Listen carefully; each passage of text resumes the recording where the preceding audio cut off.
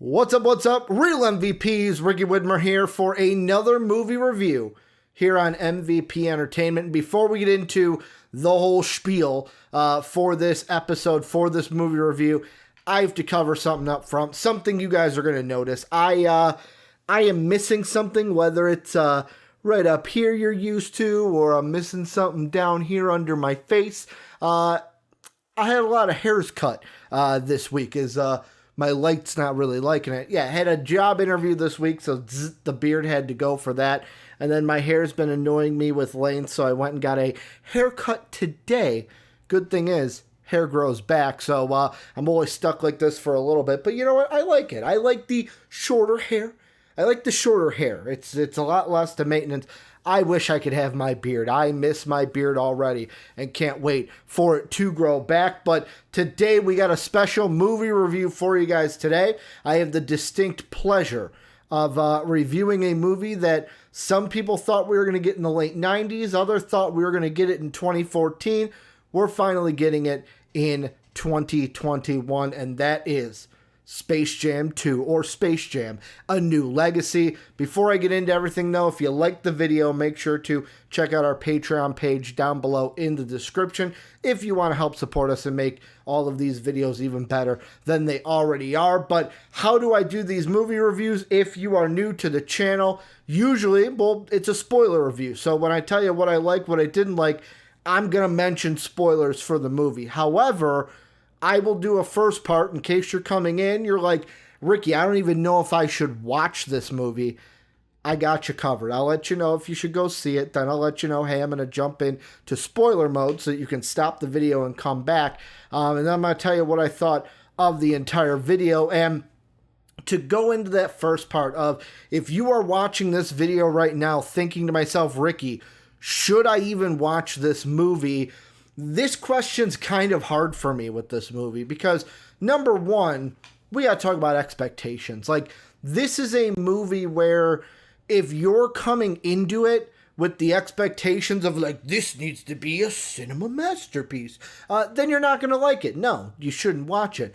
But if you're going to come into the movie saying, hey, I just want to have a good time, I want to laugh a little bit, then, yeah, I think you should watch it, especially if you have HBO Max. Like, that's the other thing that kind of makes this a little bit hard to say if you should watch it, because it's not really a should I waste my money on this. Now, if you don't have HBO Max, yeah, should I waste my money on this? Should I even spend the money to go see it in theaters or spend the money for HBO Max? I would tell you HBO Max, not a sponsor, but it's a very good service. Plus, you're getting all these Warner Brothers movies for free. You're getting all of them this year for free. Suicide Squad, we're going to get that for free on HBO Max, or really you get it with your subscription is how you should think of it. But yeah, I think this is a movie where if you think you're going to have a good time, it appeals to you, go ahead and watch it. I did not feel like I wasted my time. It was not a like, man, I wish I could get that 2 hours of my life back. There were spots in this where I had a good time. I was laughing. I thought it was a funny movie. So if you're thinking about watching it and you think you're going to enjoy it, I would go ahead and watch it. But no one knows it truly what you would like more than you. So if you think you're going to like this, then go ahead and watch it. That's what I would say. With that being said, this is where I'm going to jump in to spoilers. So if you haven't seen it, pause the movie or pause the video. I'll be here waiting. Go watch the movie and then come back and then you can hear my thoughts. But getting into this, I'm going to do what I did with Black Widow. I'm going to start with the good of this.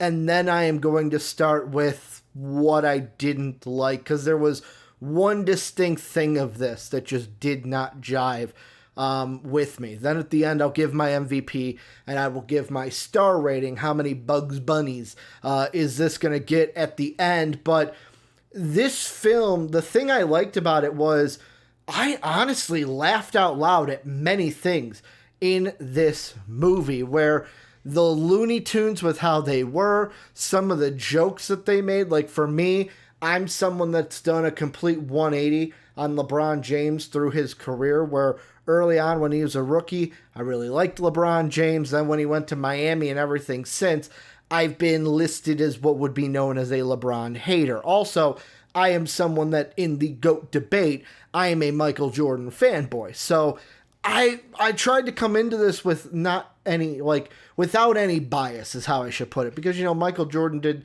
the first Space Jam, and this is another thing that people can use in the GOAT debate, whether you think they should use it or not. But, like, this was a movie where I laughed out loud at several spots in this video, or in this movie, I should say, where they made fun of LeBron James numerous times in this, talking about how he's left. There was a part where it's like, well, he left Cleveland, then he left Miami, then he left Cleveland, so watch out, Lakers. That was a line from Don Cheadle's character, the all-knowing algorithm. They also made a kind of joke, they've joked several times about how he left Miami and such, but like, even the other things where it was like when we met the Tasmanian Devil in this, getting Rick and Morty, and that kind of reference to like Rick and Morty were running experiments on the Tasmanian Devil. I thought that was kind of interesting. I thought that was a kind of cool way to get that cameo in here. So like, to me, I would say the best thing about this movie is its humor. It also had several spots where it kind of paid homage to the older Space Jam movie. We had the scene at the beginning with LeBron James where he was a younger child, kind of playing homage to the original Space Jam, where we got younger Mike and his dad out in the backyard. At the beginning of that movie, we had references later on when, you know, Tweety Bird gets stepped on, kind of like how, I think it's like Timothy Mouse or something gets stepped on in the original, the little small mouse that I don't think paid a cameo in this one. But yeah, I mean, the humor in this is what shines. It's a kid's movie at the end of the day. So, I mean, yeah, there were several times I laughed out loud. I thought the humor hit. It was a fun movie through and through. That being said, that's where most of the good for this movie stops. I guess the other good I'll say is I will put this in here. I'm going to talk about this at length later, but Don Cheadle was amazing in this. The villain of this movie, when I saw the trailer, I was a little conflicted, and I was like, okay, is this going to be a strong movie for our strong villain for this movie? Because although they didn't do anything special in the first one, Danny DeVito's character as the evil monster, the evil alien, it got the point across. So for this one coming in, I was kind of like, oh, okay, what is this going to be? Don Cheadle is the all-knowing algorithm in this, or LEG, I think they called it, or LG Rhythm is the full name. Nice play on words there. But yeah, the villain was great in this. Don Cheadle did a great job in his performance. That's kind of foreshadowing what I'm going to talk about later. But that is where the official, like, okay, all the good stuff is done with this, because there were negatives with this movie. And the first thing I'm going to talk about before I get into the specifics is I feel like this movie ran into a problem with its script, with its overall kind of direction with the film. Because what I did before I recorded this review was, after I watched Space Jam: A New Legacy, I'm like, I have to rewatch the first Space Jam. I have to do it before I can record this review, because I didn't want to really get into, okay, this is what the first one did right, this is what the second one did wrong, because let's be honest, the first one is it's a project of its time, let's be honest. It is I heard from, I think it was the Nostalgia Critic said this, it is the most 90s thing to ever be a 90s thing for a movie. So, like, someone like me, when I'm looking back on Space Jam, I've clearly got the nostalgia goggles on, because I saw it when I was a 6-year-old.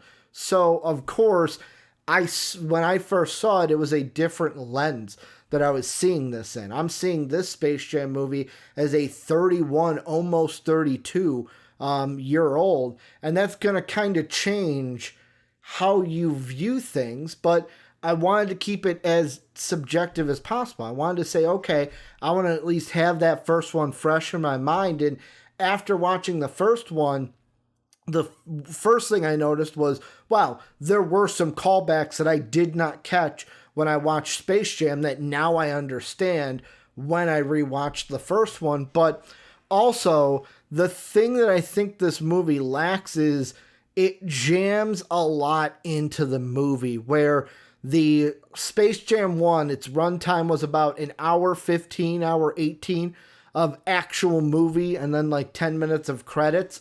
This movie with credits is about 2 hours long. It's about an hour and 55 minutes. So you've got about 40 minutes, maybe about 35 to 40 minutes of additional movie on top of the first one. And I know that also movies now are longer than they were in the 90s. In the 90s, it was like, okay, cookie cutter, these have to be an hour and a half, nothing longer, because kids and people cannot keep their attention nowadays. Now after Lord of the Rings, you have all the Avengers movies, the Batman movies. Kind of people have been like, okay, 3-hour movies are a thing. We can get away with a 2-hour movie if we have to. So like movies have changed in that sense, but I feel like the first one, what it did so well was it reminded me of what my high school gym teacher would tell us. Keep it simple, stupid. And that's what I think the first one did. It kept its story simple. It kind of streamlined through. It was quick. It was a quick pace, but it didn't feel too quickly paced. This was a movie that I feel like had a lot of different directions, and it didn't have a singular, like, okay, this is what it's going to be. And the reason why I say that is, now the backstory of this is that I guess in the late 90s, Warner Brothers wanted to do a sequel with Michael Jordan. Michael Jordan didn't want to do it, but he stayed signed on to the project so that the project could at least still get talked about, could still get planned, could still move forward. After Michael pulled out completely, Space Jam 2 kind of died. Then in 2014, it got re-picked. It got basically re-picked up out of the forges. LeBron James was attached to it. You had one director was named, then he left, another one came in to write, then he left, and then a third one came in. And I feel like this movie is a product of that. You could tell that there were a couple different kind of storylines that it was like, okay, one singular vision. That's what I need. And I was almost hoping that it was Coogler who came in as a producer who did Black Panther. After researching, like, okay, what went on with this film, I almost would love it if he was able to just say, you know what, I'm going to take this, throw it out, we're doing our own thing. I'm sitting down with LeBron James, and I want to do this, because I know one of the first directors left, or screenwriters left, because they had a different vision than the studio, and were like, fuck it, I'm out. I can't work with you. So with me, this movie kind of seems like, okay, there's a lot jammed into 2 hours. And most of it, people have said it, like, it seems like a big commercial for just different Warner Brothers products, to where the main storyline of this, and this kind of gets into my first problem, is LeBron James and his family, where the story they're trying to tell is that LeBron's a hard-nosed guy. He's really strict with his kids. We're going to be with basketball, and that's what you're going to do. You're not going to have a life outside of basketball because you're an NBA star. It's kind of like that. And to me, they didn't do a good enough job of connecting me to that.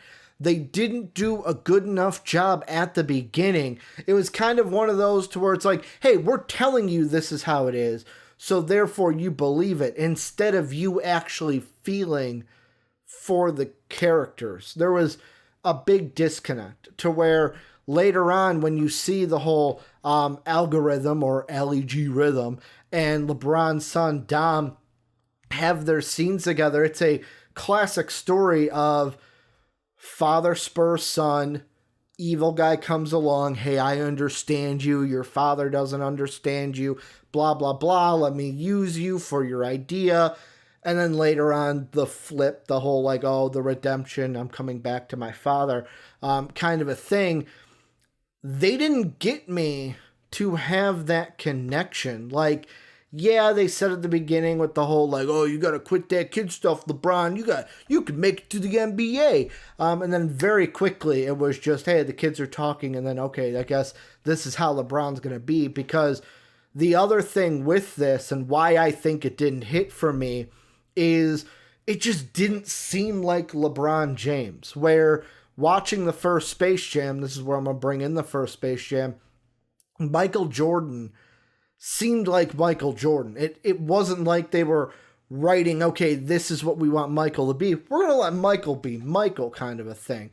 Where LeBron, it didn't seem like everything I see on social media about him coaching up Bronny, everything I see about him at the games and how he talks about his kids, this just did not seem like LeBron James. So it just didn't seem believable to me. It seemed like almost like, okay, LeBron is playing a character and not playing himself. That leads into the second thing. Because of this, I feel like LeBron he felt awkward in this. And I know some people may say, but Ricky, he's not an actor. What do you expect from him? You got to kind of lower the bar. But you saw him in Trainwreck, right? You saw him in that, I think it was the Amy Schumer comedy. He was good. People liked him in that. After that, people are like, wow, LeBron can kind of act. That's kind of surprising. To where in this one, he seemed kind of off. And I don't know if it's because, you're kind of acting with CGI there. The Looney Tunes aren't really there kind of a thing. I don't know. LeBron just kind of seemed off, to where I feel like if they would have nailed down the story, got me to believe more and kind of feel more, because like there was even a scene later on where LeBron's writing on his shoe and Lola goes, yo, LeBron, what are you doing? And he's like, oh, in the games, I always write on my shoe, my family, so that I remember. It's almost like this whole thing. You can put it up right now. Like, I just needed a Vin Diesel cameo that goes, family. LeBron James about family. That's what this seemed. The story seemed hollow. It seemed like it had potential, but it only had potential because of what Don Cheadle's character, the villain, kind of brought to the table with this. Also, I thought that the name blanks me, but the actor that played LeBron's son, who played Dom, he was phenomenal as well. He was a really good actor in this. Like, I believed parts, but it didn't pull me in fully like it should have. If it pulled me in fully later when Dom switches over to the Toon Squad, that should have felt like a harder moment. It just kind of felt hollow to me because they didn't really hit. Like with the whole shoe thing, that would have hit more if we saw at the beginning of the film that maybe like LeBron's playing for the Lakers and they're in the locker room and AD goes, yo, what are you doing? Oh, I'm doing what I usually do. Okay, cool. I can call back to that because you told me that was to be happened. Like, that's also another thing that this isn't a huge negative. It's just what I noticed.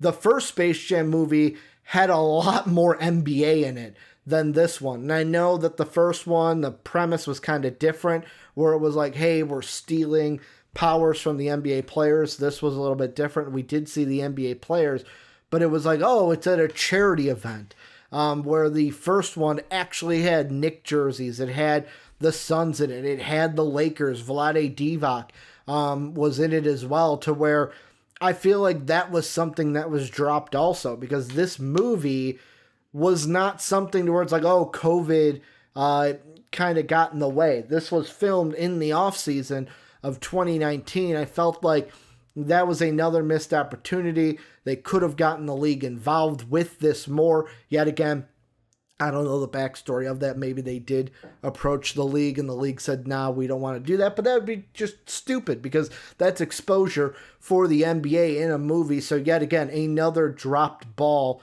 for this movie, to where that kind of brings me to the end, where the MVP of this, I think, is easy. Dom did great. He would probably be my honorable mention, LeBron James' son. But Don Cheadle was amazing in this. He was very believable as a villain.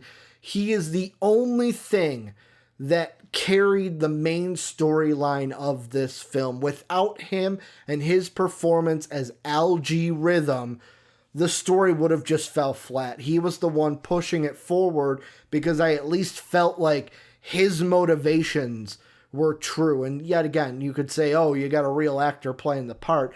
But no, I feel like if this was written a little bit better, they could have hit exactly what they wanted to do. It was just poorly put together, poorly written, had several different things. But yeah, Don Cheadle did an amazing job. He would be my MVP for this movie. And then that leaves me with my rating of this one. I would say I'd give it 3, but like I was kind of back and forth between 3 Bugs Bunnies and 2.5 Bugs Bunnies.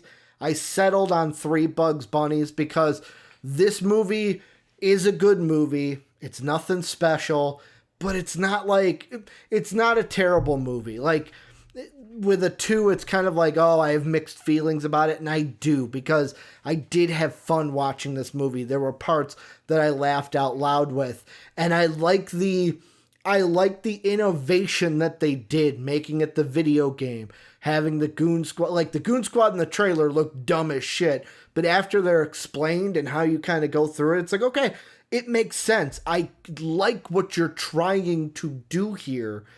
I just think the main thing that failed this movie was its story. Like, it had a story that you could follow, but it just didn't hit. It didn't nail it like as strongly as it could have. I feel like this could have been a way better movie if they kind of reworked some things and didn't have, like, for example, the last game. The game was an hour of the movie was just the basketball game. I don't know if you need that long. I feel like you could have cut down the game, given me a little bit more impactful scenes with LeBron and the family. Like, there's a part of me that thinks like how early on we saw LeBron getting coached, and that, what if we saw him at a game and it was like Dom kind of seemed a little bit unfocused, I should say, from it, and then you really see that LeBron kind of harping, rather than the one scene we got and then it's boom right away to his wife, which I will say, nothing against the actress who played his wife. I did not like the character at all. She came off as very bitchy early on. And it was just, yet again, I'm chalking this movie up to poor writing because of how many different kind of voices that we heard from throughout it. There were, like, you look on Wikipedia, there's like 4 names listed on the screenplay, and some of them left the product or left the entire project early on. So for me, that's what I think of Space Jam. It could have been a better movie than it was. It's a fun watch. It is funny. It does have its good parts.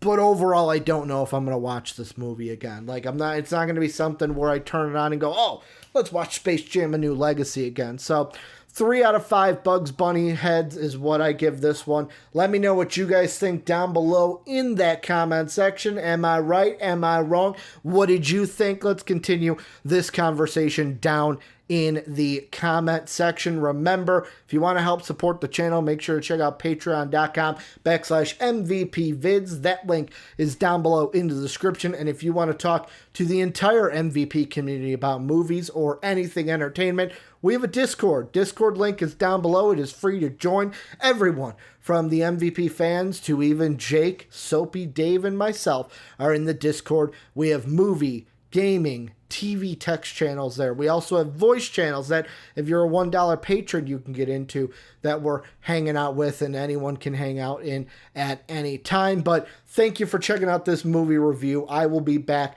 with more. I'm going to do Suicide Squad and stuff like that. But thank you guys for checking out this video. And as always, have a good day, everybody.